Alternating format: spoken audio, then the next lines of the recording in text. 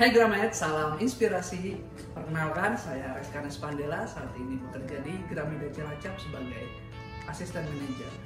Kali ini saya akan membagikan tips untuk teman-teman yang mau mencari kerja, apa sih yang harus kita punya sebagai seorang pekerja agar kita bisa diterima di perusahaan manapun. Nah, kali ini tips itu akan saya rangkum dalam satu kata, yaitu kasih. Apa itu kasih? Kita kupas satu persatu. Yang pertama adalah knowledge. Knowledge merupakan pengetahuan yang kita peroleh karena masuknya informasi ke otak kita. Nah, knowledge ini terbagi dalam dua jenis. Yang pertama, pengetahuan faktual yang merupakan informasi yang kita terima yang sebagai bentuk yang kita pelajari. Misalnya, kita belajar membaca, kita belajar menulis, dan juga kita belajar mengoperasikan komputer. Misalnya, itu merupakan knowledge faktual. Yang kedua, knowledge experiential. Knowledge experiential ini merupakan pengetahuan yang kita peroleh ketika kita mendapatkannya dari pengalaman yang kita alami, gitu ya. Jadi knowledge ini sangat penting ketika teman-teman melamar di suatu pekerjaan. Teman-teman harus mengetahui produknya di perusahaan tersebut apa, jualan apa, atau latar belakang dari perusahaan tersebut apa.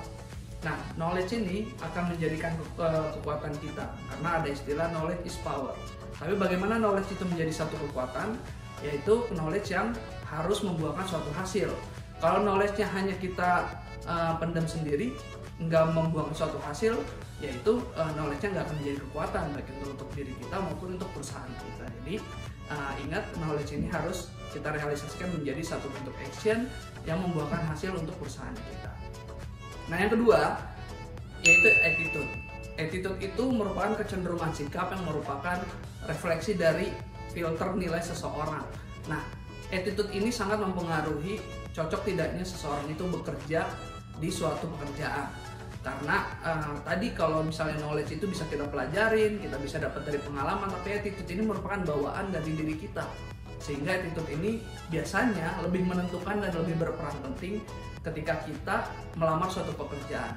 Attitude-nya dia seperti apa? Nah, biasanya attitude yang baik itu kita harus mempunyai kepedulian atau caring.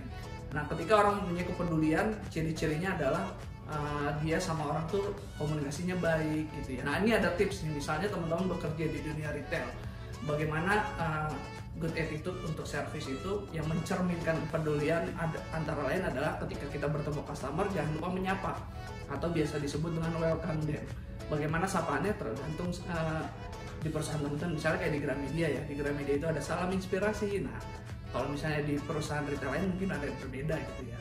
Nah, terus yang kedua, use their name, gunakan nama mereka, gunakan nama customer kita. Ketika kita tahu, misalnya kita tahu bisa dari kartu kreditnya, kita bisa tahu dari name tag-nya, itu harus kita gunakan. Nah, karena customer akan senang ketika disebutkan namanya dengan lokasi, apa berarti menandakan kita kenal dengan customer kita, siapa orangnya. Itu menunjukkan kepedulian kita kepada customer. Yang ketiga, take care of them. Jangan lupa kita harus memberikan kepedulian kepada customer kita dalam berbagai macam bentuk. Misalnya, bajunya bagus, misalnya kita memberikan pujian, atau kita menghormatinya, menatap matanya ketika berkomunikasi. Setelah itu kita harus mengucapkan terima kasih, thanks to them, karena dia sudah berbelanja misalnya di tempat kita, atau sudah sudah menjalin hubungan dengan perusahaan kita. Yang terakhir, jangan lupa invite them back, jangan lupa untuk mengundang kembali customer kita untuk menjalin kerjasama atau berbelanja di tempat kita. Yang kedua, selain tadi kita harus mempunyai caring atau kepedulian, kita harus melakukan pelayanan prima atau service excellent. Nah, service excellent ini biasanya melayani customer dengan sikap menghargai, contohnya melayani customer dengan berpikiran positif, gitu ya. Melayani customer dengan berpenampilan baik, itu juga termasuk gitu. Nah, itulah attitude yang biasanya dimiliki, yang biasanya menjadi poin penting ketika kita melayani customer, ketika kita bekerja di suatu perusahaan, karena dimanapun attitude ini penting ketika kita menjalin relasi.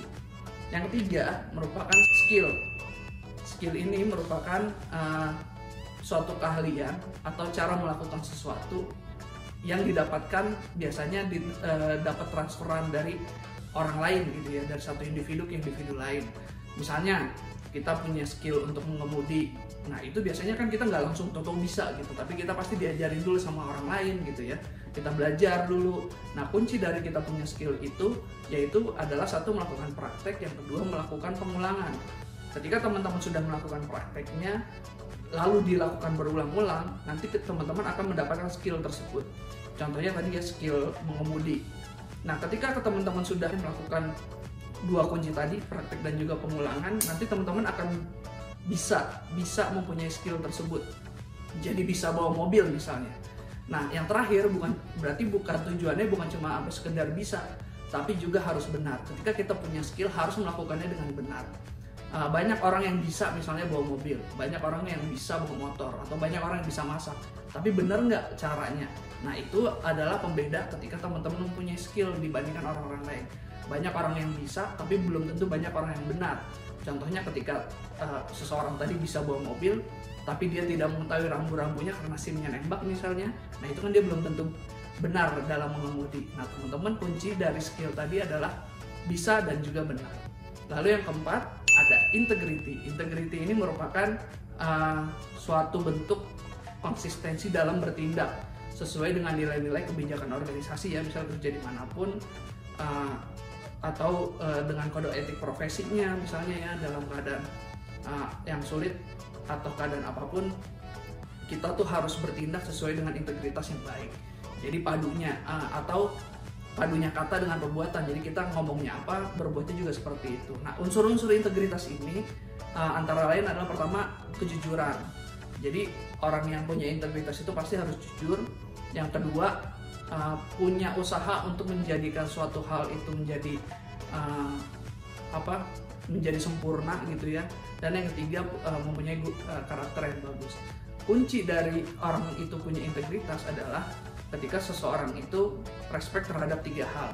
Yang pertama, respect to people, lalu respect to system, dan juga respect to time. Kenapa penting? Karena ketika orang mempunyai respect terhadap respect to people, dia akan menghargai terhadap orang-orang di sekitar, terhadap rekanannya, terhadap customernya. Nah itu yang pertama. Tapi tidak cukup dengan respect to people, kita juga harus respect to system.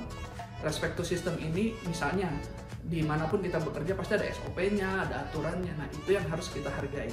Di situ yang terakhir, kita harus respect to time. Kita harus mempunyai penghargaan kepada waktu. Biasanya dicerminkan dengan diri kita, seorang yang menjadi disiplin misalnya gitu ya. Nah itu tiga kunci ketika kita harus mempunyai integritas yang baik. Nah teman-teman, ketika kita sudah mempunyai integritas ini, merupakan satu himpunan dari tadi knowledge. Ketika kita punya knowledge, kita punya attitude, dan kita punya skill yang baik, maka akan menjadikan satu integritas yang baik untuk kita. Kuncinya adalah tadi dilakukan dengan konsisten. Ketika kita sudah menjadikan konsistensi integritas itu menjadi suatu hal yang baik, maka harus dibungkus dengan tadi yang kelima adalah habit. Nah, habit ini merupakan pola kecenderungan untuk berpikir, berperasaan, dan bersikap yang merupakan perwujudan dari behavior kita. Ketika kita tadi sudah mempunyai integritas yang baik, dari mana integritas itu kita dapetin? Tadi dari knowledge, attitude, dan skill yang baik, maka akan menjadikan satu bentuk integritas. Nah, integritas itu harus dibungkus dengan habit, ya, yang merupakan tadi perwujudan behaviornya kita. Ada istilah seperti ini: at the first you make habit, at the last habits makes you. Jadi pada awalnya kita bikin kebiasaan, tapi pada akhirnya kebiasaan ini akan menjadikan karakter kita. Nah, contohnya misalnya gini, ketika kita janjian sama orang, kita suka telat, pada akhirnya kita akan dicap sebagai seorang yang suka telat. Tapi sebaliknya, ketika kita janjian sama orang, kita selalu datang lebih awal, atau kita datang tepat waktu, maka orang akan mencap kita sebagai orang yang disiplin. Ketika janjian sama dia orangnya tepat waktu, dan lain-lain. Nah itu makna dari at the first you make habit, at the last habits make you. Makanya habit ini merupakan suatu bungkusan yang akan menjadikan behavior kita tadi sudah punya integritas yang baik, yang diwujudkan dengan knowledge, attitude, dan skill yang baik pula.